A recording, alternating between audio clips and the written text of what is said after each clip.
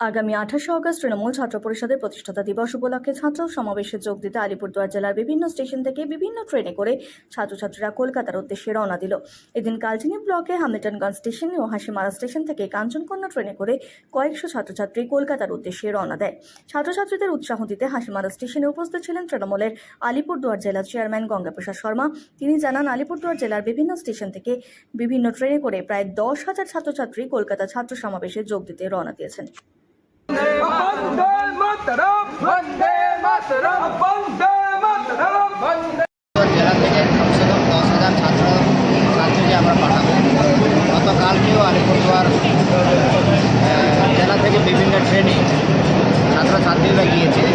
আজকে আমরা এখানে দেখছি শুধু আমাদের জয়গা, সাতালি, মলান্দি এসব এলাকা থেকে 150 জন আজকে কাঞ্চনকন্যাতে যাচ্ছে।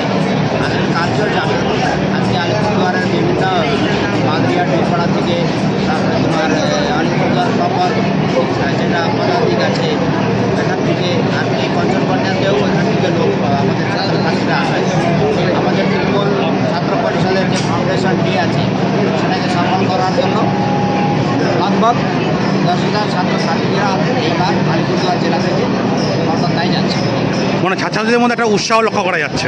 নিশ্চিত ছাত্রছাত্রীরা তো ছাত্রছাত্রীরাই তো দেশের ভবিষ্যৎ, ছাত্রছাত্রীরাই আমাদের রাজ্যের ভবিষ্যৎ।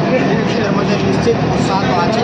আমরা সবাই বাজারের এখানে আছি, তাদেরকে উৎসাহ অর্জন করার জন্য আমাদের কালকেও অনেক আমাদের গার্জেনরাও যাবে এখান থেকে। মনে করো পার্টি থেকেও আমরা কিছু কিছু গার্জেন হিসাবে তাদেরকে পাঠাচ্ছি এদেরকে দেখভাল করার জন্য। আজকেও আমাদের কিছু লিডার প্রাক্তন ছাত্ররা যাচ্ছে এদের সাথে। আশা করছি এরা সুন্দর করে যাবে, ভালো প্রোগ্রাম করে সুস্থভাবে